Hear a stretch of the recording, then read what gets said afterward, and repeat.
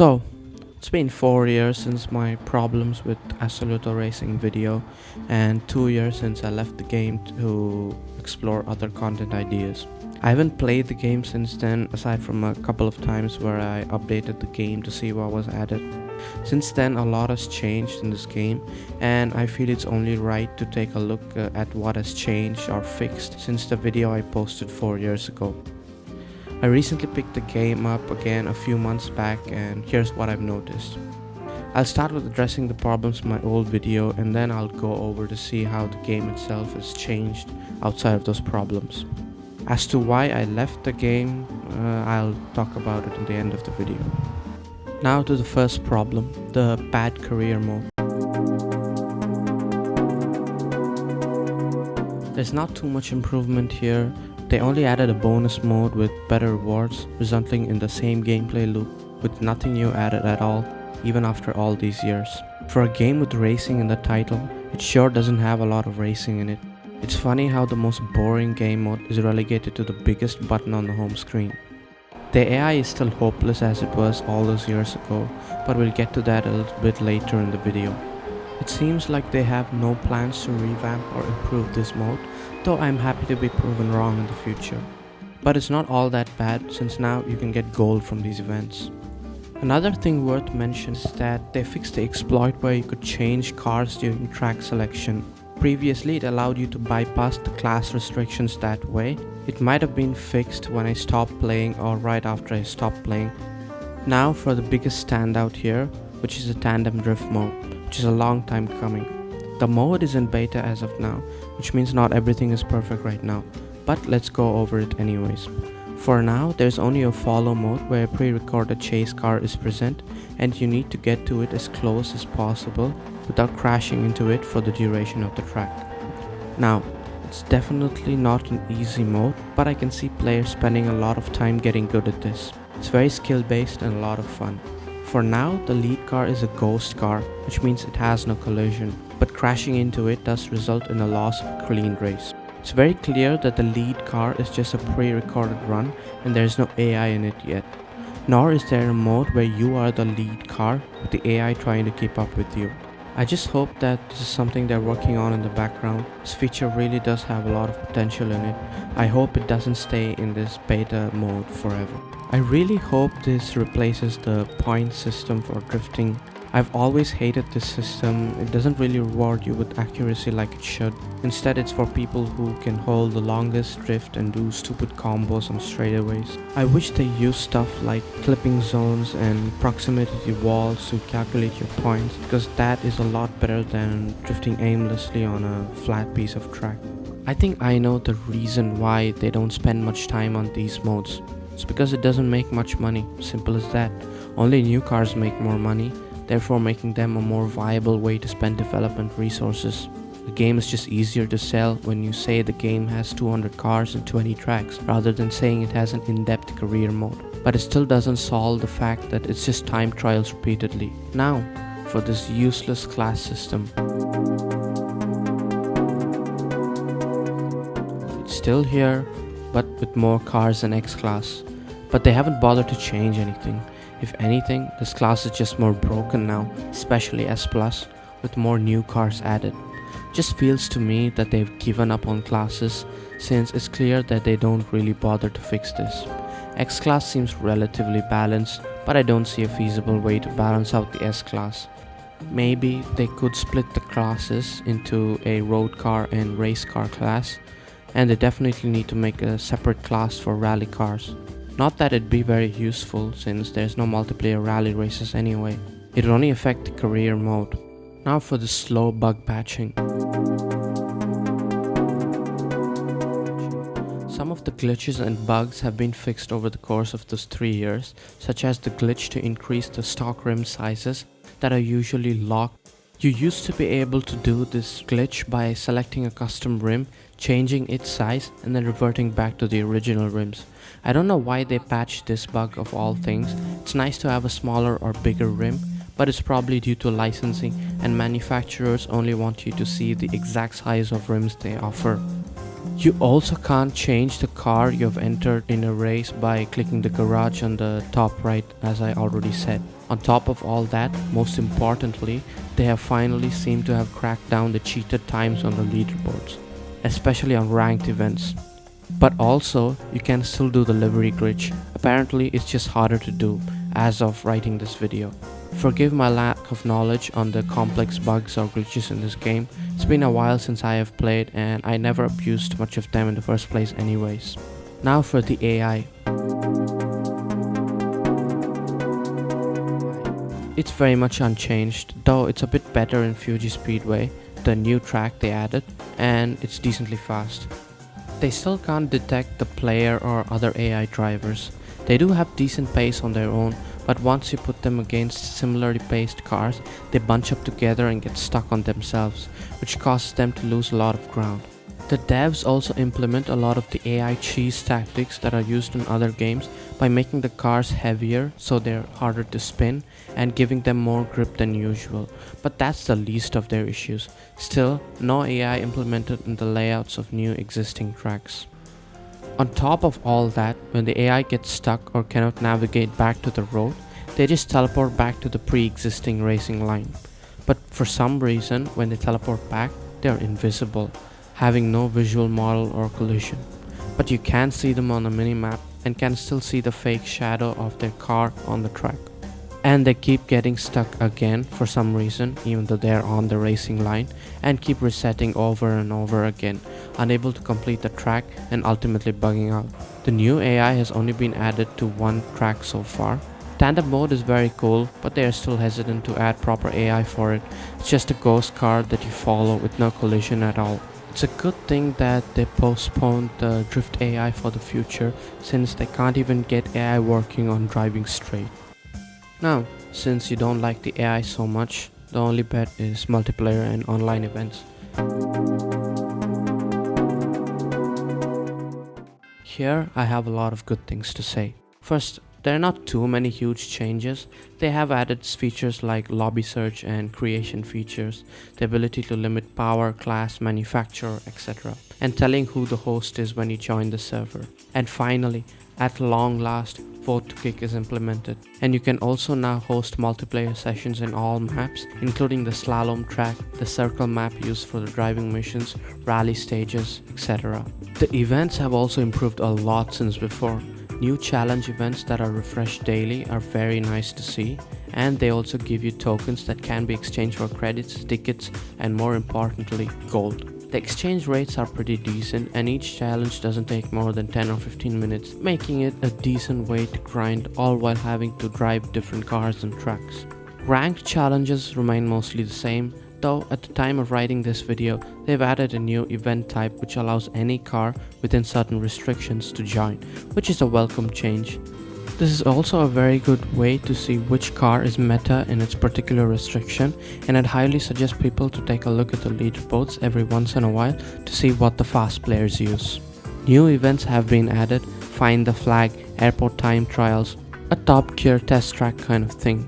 More daily challenges are a very welcome feature.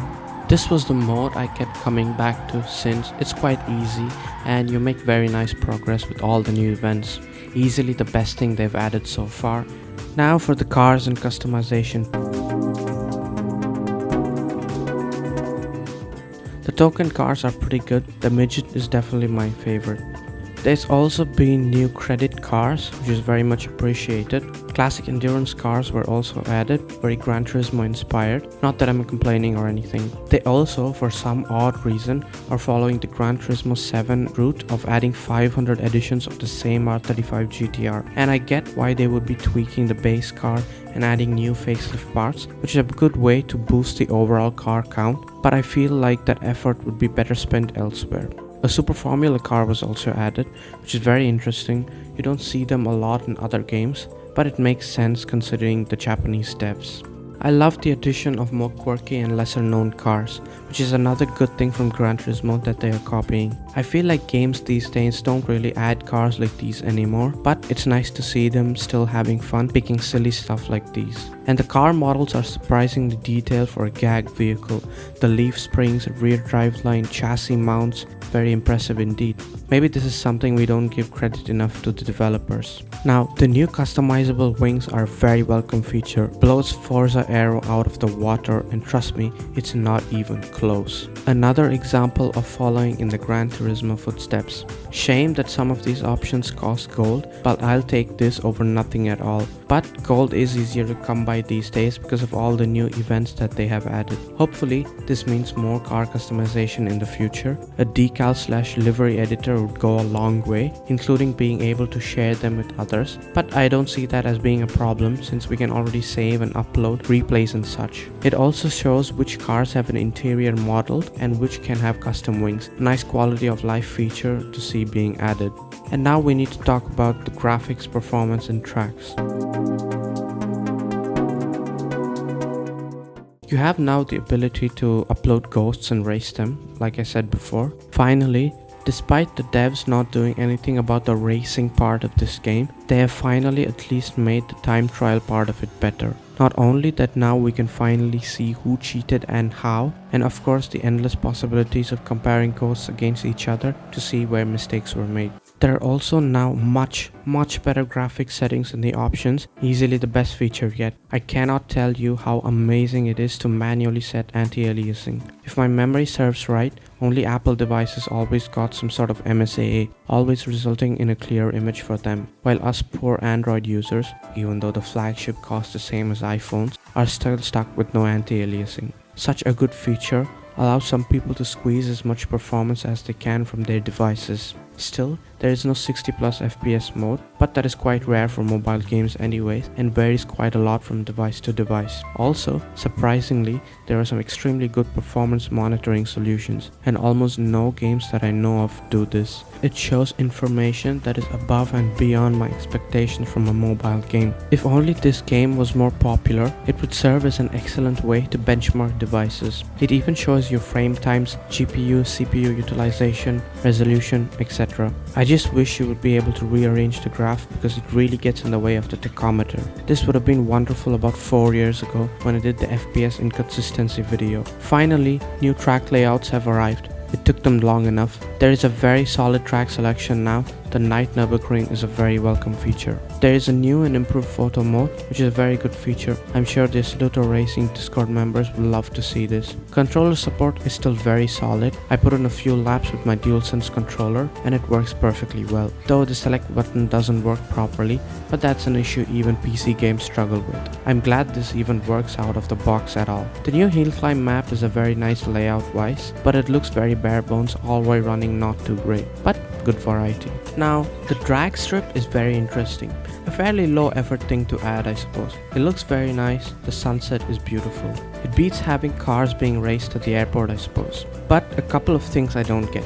One, the drag surface isn't prepped or anything. If you don't know, there's two types of tarmac-based drag racing surfaces, prepped and unprepped. Prepped is when they make the tarmac nice and sticky so that the rear tires hook up nice, very commonly used in highest levels of drag racing. The other is unprepped, a bit less common, where the road is basically as it would be outside your house. The drag strip looks very much like a prepped surface in-game with all the textures, but obviously it's nothing like how it should look. Secondly, the disparity between rear-wheel drive cars and all-wheel drive cars in terms of their launch is so large, it's not even funny. All-wheel drive is by far and away the best way to get a launch off, and it's not even close. Even the dedicated drag cars with their comically large rear tires wheel spin like crazy. It's always felt to me that any rear-wheel drive car just cannot hook up the tires to the road. The tires feel more like plastic than rubber, though I feel like they made it this way to facilitate drifting. Now it's time to talk about the economy and monetization.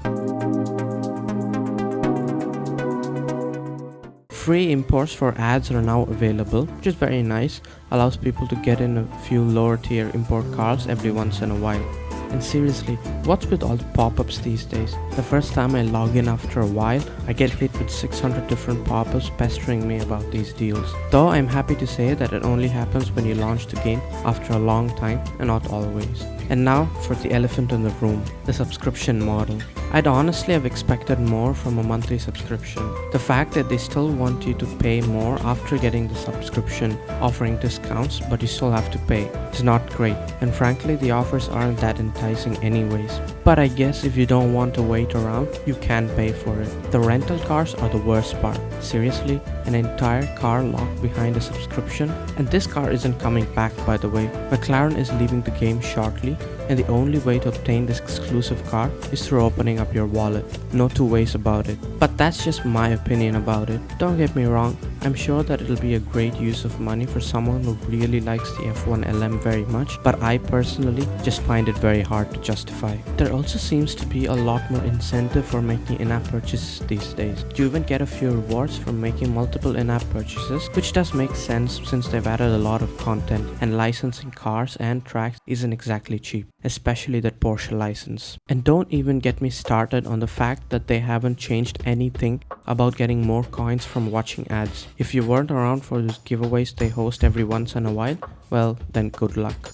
And I think that's about it. That's all the stuff I could find in the few weeks I played Assoluto Racing. I'm sure much more is coming in the future. I suppose we're due for another update sometime in the coming months if we're lucky enough. Like I said before, McLaren is leaving the game, just like Dodge did years back. I believe it's because of licensing issues with the brand and you won't be able to buy their cars anymore. But the cars you do have will stay in your garage forever, just like Dodge. Safe to say they will be quite priced. I did pull a McLaren P1 with just a single import ticket as I was writing the script during the McLaren import pull event. I don't think I'm going to go for the 720S, no less the F1 LM, which is strictly paywalled. This will probably be the last time I will be playing this game full time and post videos about it. Of course, I'm not quitting entirely. I will hop back every once in a while to see how the game's doing. Maybe post a video here or there, but that era of this channel is long gone. Not to say that I don't like this game anymore, absolutely not. It's still a fantastic game, has a lot going for it. Why else do you think I've played this game for 5-something years? And clearly, others love it too.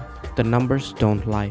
I would say that I've just found better games. I played AR back in the day because I never had a PC of my own, so I couldn't play those games, and even when I could, my hardware was so bad, it was painful to make and watch. I just have no reason to be playing AR anymore, and I really gotta say, I've had a good time. The communities, the videos, especially the ones that have really popped off. I still have no idea why people watch these videos. These are just so dumb when I look back on them. I still have no idea why people watch these videos. The quality is all over the place, but I guess that's to be expected of a video that was uploaded by a kid and edited on a phone. Still, I'm glad they exist. Even though they're not my best work, I still can't believe that the drifting video got over 100,000 views. I've definitely had a good time, and thank you to the devs, and most importantly, thank you to everyone who watched these videos. It's really been a wonderful time. As for what I've been doing in the meantime, it's mostly exams and sorting out my future. That would explain the large break in my uploads. Not that I had been very consistent to begin with. I can't guarantee a good upload schedule in the future, but I'll surely try my best.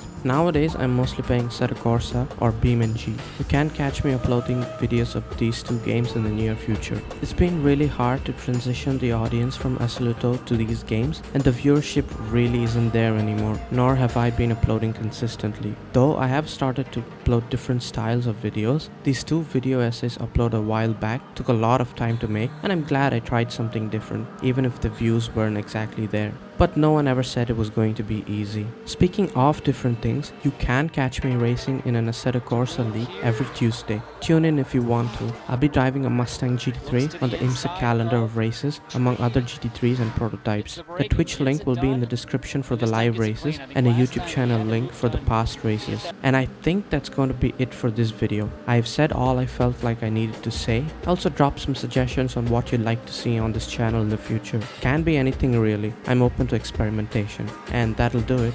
I'll see you all.